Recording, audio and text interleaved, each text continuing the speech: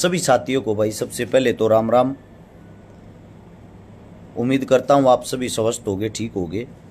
और काफ़ी लंबे टाइम बाद लाइव आए। हाँ, कम से कम 7-8 दिन से परिवार के साथ बाहर था। जो भी साथी जुड़ता जाओ, जुड़ने के साथ साथ आप सभी साथियों से मेरी एक पर्सनली रिक्वेस्ट होगी, ये देश की सुरक्षा के लिए ये बात है, पहले गौर से समझना। समझने के साथ साथ आप लोगों को लगता है मैं ठीक बोल रहा हूं, इस वीडियो को ज्यादा से ज्यादा शेयर करके हिंदुस्तान की हर एक एजेंसी थी, हिंदुस्तान की सरकार थी, हिंदुस्तान की सरकार में जितने भी नेता मंत्री बैठे हैं, चाहे पक्ष का हो चाहे विपक्ष का हो, सबके कानों तक एक बात पहुंचनी चाहिए। पहले तो आप लोगों को मैं बता देता हूं मुद्दा क्या है। एक तो जो हिंदुस्तान की मीडिया है, सविता रही है मेरी बड़ी बहन के चरणों में राम राम। हिंदुस्तान की मीडिया एक मशहूर होने के लिए, टीआरपी बढ़ाने के लिए इतनी नीच, इतनी ओछी हरकत पागी जिनको और कुछ मुद्दा ही नहीं मिलता। सरकार की गोदी में बैठकर सरकार का खाना, सरकार का पीना, सरकार का गुणगान करना। अब आते काम की बात पे। जो औरत अपने देश, अपने मुल्क, अपने पति की नहीं हो सकती, वो सचिन की कैसे हो जाएगी? सीमा सचिन के प्यार से हमें कोई लेना देना नहीं है, ना हमें कोई दिक्कत आपत्ति है। हमें देश की असुरक्षा की चिंता है। याद है या नहीं है, सरकार को बता देना चाहता हूं, इसका भाई पाकिस्तान आर्मी में है। जो लड़की हमारे यहां आई है, इसका भाई पाकिस्तान आर्मी में है। एक मुख्य बात आप लोग शायद भूल गए होंगे, याद नहीं, याद दिला दूं। पाकिस्तान ने बहुत पहले धमकी दी थी कि आने वाले समय में हर एक डिपार्टमेंट में पाकिस्तान का अधिकारी हिंदुस्तान के अंदर होगा। समझे आप? और जो हमें यह लगता है जो जल्दी सपना भी पूरा करेगा। क्यों करेगा? सीमा नाम की जो औरत है, 4 लड़के ले आई है साथ में, और जिस तरीके इसका स्वागत किया जा रहा है, जिस तरीके इसको माला पहनाई जा रही है, आने वाले वक्त में याद रहे ये औरत है, इसको हो सकता है सरकार कोई सरकारी नौकरी भी दे दे, हो सकता है इसको कहीं से चुनाव भी लड़वा दे। ये मेरा हिंदुस्तान है, 8 गोड्डे हमारे पीले हो लिए, काले हो लिए, मेहनत कर कर, संघर्ष कर कर हमें तो बताते हैं सरकार का विरोधी, सरकार का दुश्मन। और एक औरत जो हमारा दुश्मन देश है पाकिस्तान, पाकिस्तान से दुबई, दुबई से नेपाल, और नेपाल से हिंदुस्तान में एंट्री करती है। सबसे बड़ा सवाल देश की हर एक एजेंसी से, इसका मतलब जो आतंकवादी हैं वो भी ऐसे देश के अंदर एंट्री करते होंगे। और उसकी एंट्री करवाने पर पहले तो एक बात को गौर से समझना, वो जो औरत है वो अनपढ़ है। उसने अपने पति पर आरोप लगाया है उसका पति उससे प्यार नहीं करता, बिना प्यार करे तो उसके 4 बच्चे होंगे। उसके बाद दोनों 5वीं तक पढ़े हैं, सीमा भी इधर भी। सीमा इधर जो है उसको इंग्लिश भी आती है। आप लोगों को पता होगा 5वीं तक कौन सा बच्चा इंग्लिश सीखता? उस उम्र का, आज के बच्चे की बात नहीं करे, जिस उम्र की वाह है। दूसरी बात, वह मुस्लिम है, उसको कलमा याद नहीं, न कोई सूरह याद, न कोई आयात याद। वह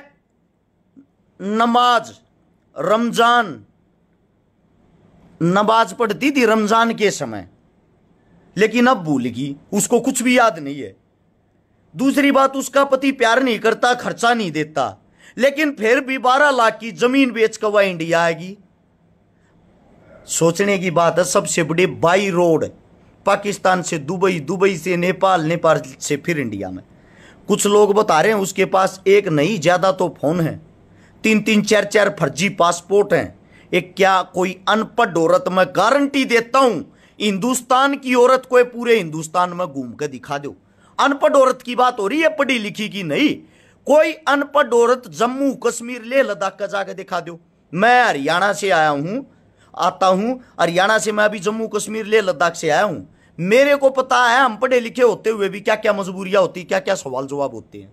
अरे एक अनपढ़ औरत है, विदेशी, मतलब हमारे दुश्मन देश से हिंदुस्तान में एंट्री करगी। गजब की बात नहीं लगती आप लोगों को? सबसे बड़ी बात यह, सचिन सीमा दोनों को गिरफ्तार किया जाए। संदिग्ध महिला को तुरंत डिपोर्ट करना चाहिए।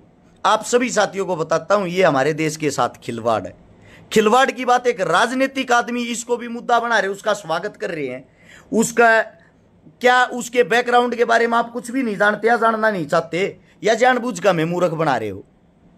पबजी गेम खेल के लोगों के सवाल है, पबजी गेम खेल के क्या सकीना नहीं आ सकती? जब तारा सिंह वहां जाके, तारा सिंह को नलका उकाड़ने की क्या जरूरत थी? जब पबजी गेम खेल के सकीना यहां आ सकती थी इसी की तरह। अब सबसे बड़ी जो बात आती वो बड़ी चीज यह है, आप सभी साथियों को बता देता हूं, यह हमारे देश का दुर्भाग्य है। दुर्भाग्य की बात यह है, हिंदुस्तान की जो बेटियां इंसाफ मांग रही थी उन पर तो लाठी चार्ज करे, लठ मारे, अनंत गिनत सवाल जवाब करे गए।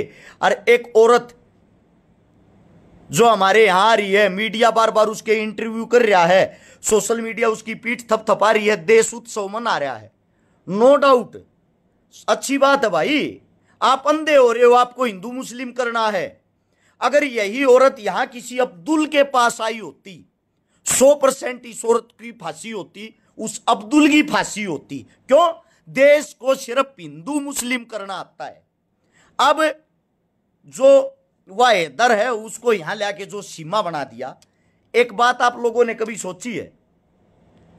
एक बार सोच के देखना, वो फराटेदार इंग्लिश बोल रहा है, कंप्यूटर चलाने की भी नॉलेज है, 5 पासपोर्ट है भाई, माफी चाहूंगा 3 नहीं, 3 मोबाइल फोन, सिम कार्ड, और भाई दुबई से नेपाल, नेपाल से हिंदुस्तान आना, माम बॉर्डर देखने जा, हमारी पिंडी कापा कदे हमारे पे को गलती हो जाए, जानबूझ का हम अंदर ना करते। अरे एक औरत इतनी बहादुर, इतनी नीडर, वो बाहर से यहां आगी। इंटरव्यू में जो यहाँ का सचिन, उसका फेस देखा आप लोगों ने? वो कहीं से भी आप लोगों को थोड़ा बहुत भी नॉलेज वाला बंदा लगता है? एक अनपढ़ लड़का इतनी दूर कैसे बातें कर लेगा, कैसे प्यार कर लेगा? ये सवाल सोशल मीडिया के माध्यम से ही सरकार से पूछे जा सकते हैं। सोशल मीडिया से बड़ी कोई ताकत नहीं। अगर आप भी अपने मुंह पर टेप लगा लोगे तो मैं ये पूछना चाहता हूं, पत्रकार इनके, सरकार इनकी, शासन इनका, प्रशासन इनका, फिर ये सवाल ये जवाब कौन करेगा? एक सोशल मीडिया इकलौती ऐसी चीज है, याद रखो एक चीज को, जो ये हिंदू का पट्टा बांध कर घूम रहे हैं। मेरे हिंदू भाइयों, सबसे पहले तो आप लोगों को एक बात बता देता हूं, जो एक गुणगान कर रहे सचिन हिंदू के पास आई, स्वागत में माला पहना रहे, सबसे बड़ा सवाल मेरा, हिंदुस्तान के अंदर हिंदू कौन है? क्या कोई बता सकता है? हरियाणा के अंदर जाट आरक्षण हुआ था, जाटों को जाटों की संज्ञा देकर पीटा गया था, वो जातिगत दंगा था। राजस्थान के अंदर गुज्जर आरक्षण हुआ था, गुजरों को आप किसी सरकार ने पीटा था, याद है? मुंबई के अंदर मराठा आंदोलन हुआ था, मराठों को इस सरकार ने रोड के ऊपर गिर के पीटा था। गुजरात के अंदर पटेल आंदोलन हुआ था, पटेलों को वहां घेर के पीटा गया था, याद है?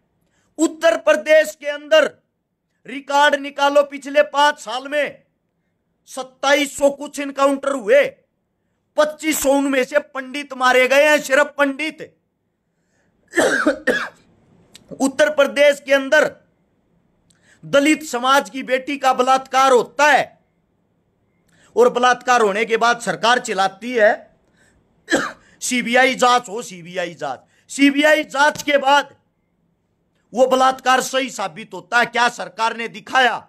जाट, ब्राह्मण, गुज्जर, मराठे, दलित, यार कोई भी हिंदू नहीं, सबको ये खा रहे हैं, सबको ये पीट रहे हैं। कौन सा ढोल बजा रहे हो तुम लोग हिंदू वाला?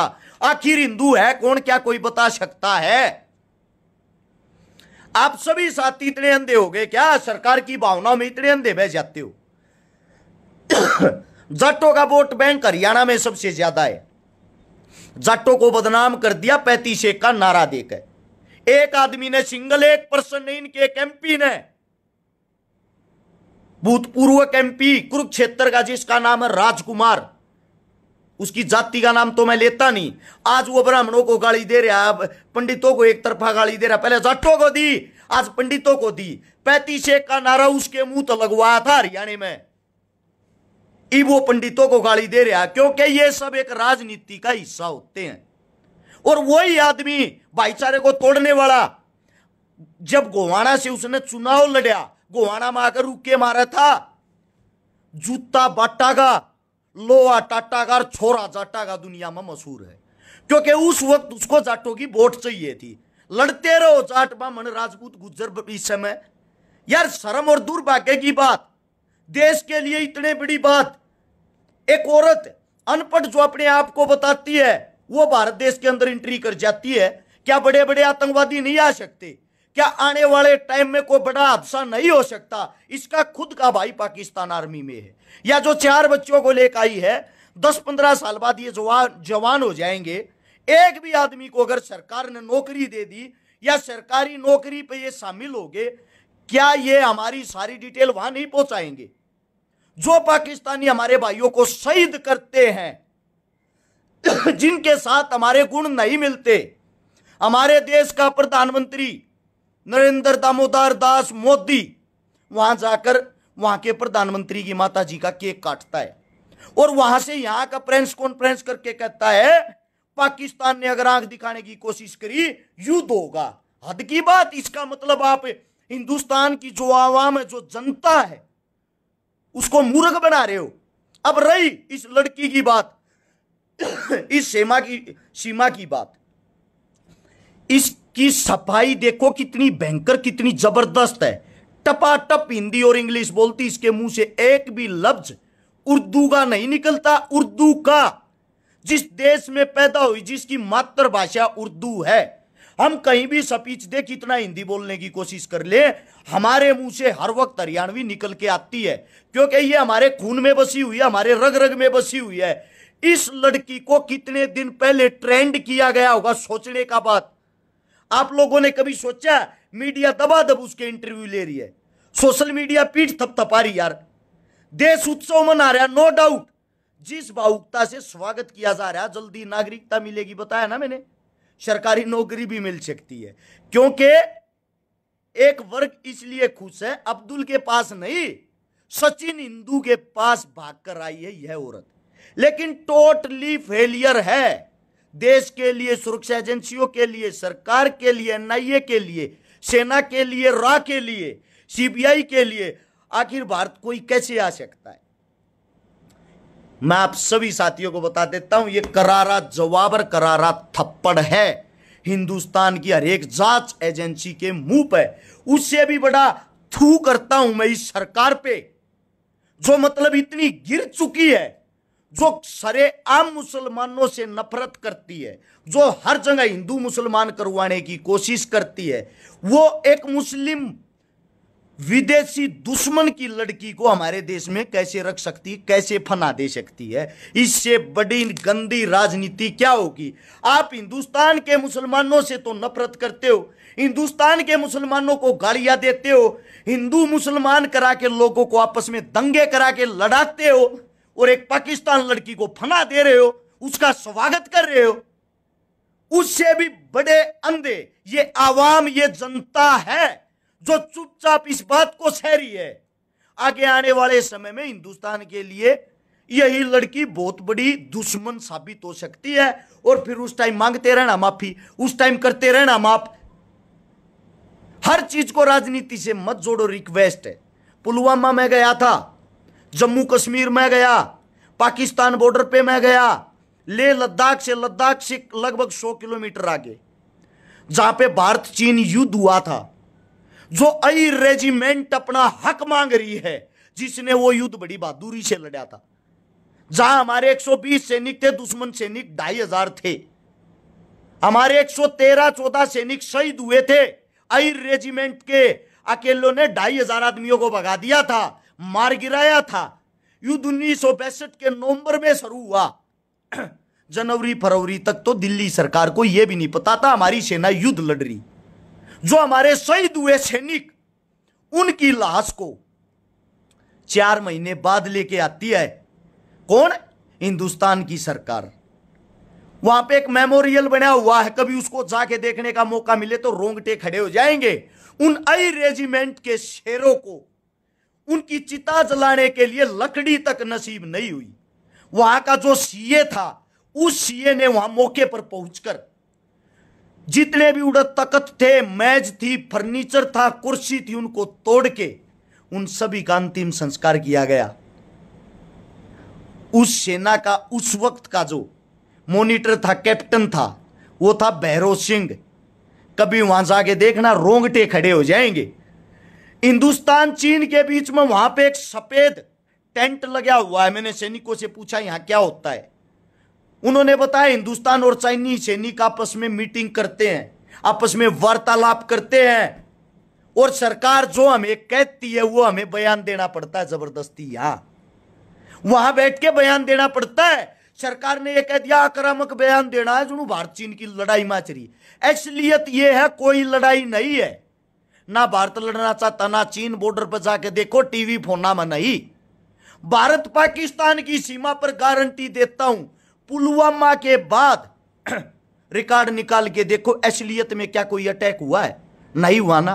पुलवामा कब हुआ था? पुलवामा जब हुआ था जब चुनाव था, सरहद पर तनाव है। अरे चेक जाक करो कहीं जाके हिंदुस्तान में क्या चुनाव है? जब जब हिंदुस्तान में चुनाव होता, सरहद पर तनाव होता है, वहां बलि का बकरा बना दिया जाता है, फौजियों को शहीद करवा दिया जाता है। फिर उनकी लाश पर राजनीति करने के लिए जिस एरिया का वो फौजी होता है, हमारे एमपी एमएलए जाते हैं, वहां जाकर घोषणा करते हैं। शहीद तो उसको मानते ही नहीं। मृत सैनिक को 1 करोड़ रुपया हमारी सरकार की तरफ से, वहीं उस शहीद के पलड़ पर लोग तालियां पीटते हैं। वाह नेताजी कमाल कर दिया। अरे नेताजी की ऐसी की तैसी, यो नेताजी थारे एक लाल न खा गया, वो दिखाई नहीं देता क्या? इस 1 करोड़ से वो इंसान वापिस आ जाएगा। नेताजी अपनी राजनीति चमका के उस एक लाश के कारण वो प्रचार करता है। हमने शहीद की पत्नी को सिलाई मशीन दी, 1 करोड़ रुपया दिया, हम शहीदों का इतना ख्याल रखेंगे। अरे ख्याल रखने वाले हो तो इनको शहीद करवाते ही क्यों हो? जीते जी इंसान की कदर नहीं, मरने के बाद उसकी लाश को बेच देते हो। जब मैं ये बातें बोलता हूं, मेरी बातें आप लोगों को बुरा लगती है?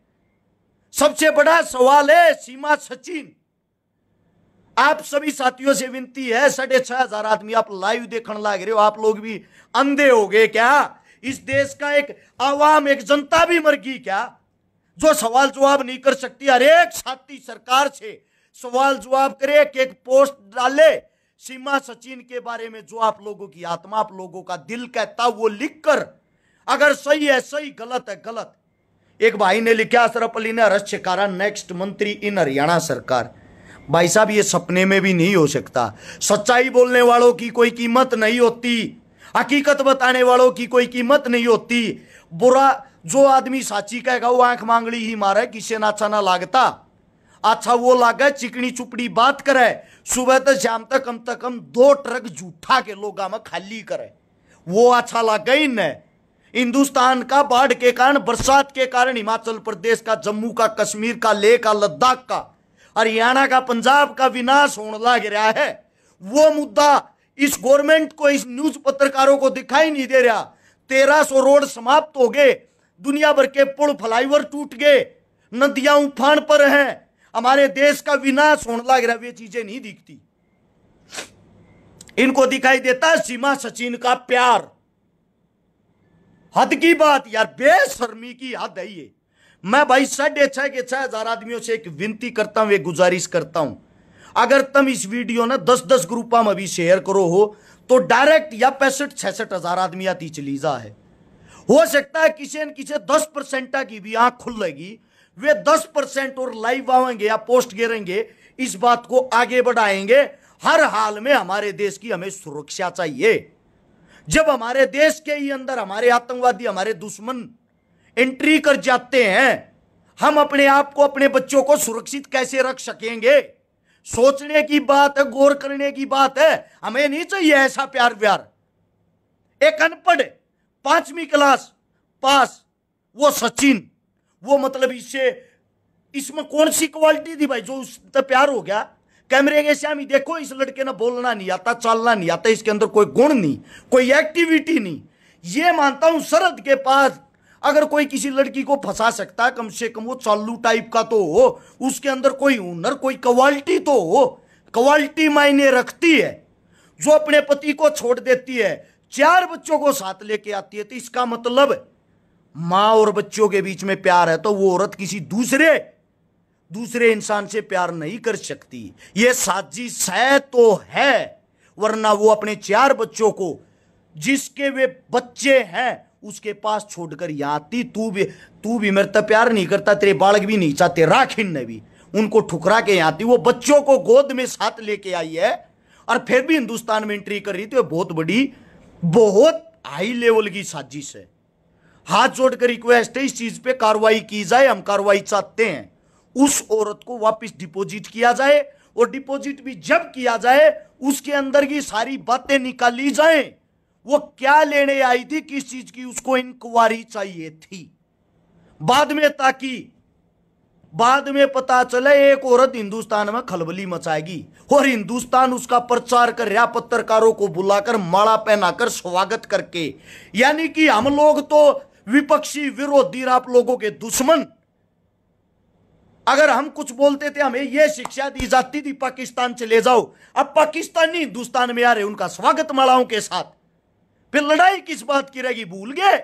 पाकिस्तान बार बार हमारे फौजियों को खाता है, बार बार हमारे पर हमला करता है, बार बार हमारे पर कमिटमेंट करता है, और आप उन्हीं को अपने देश के अंदर फना दे रहे हो।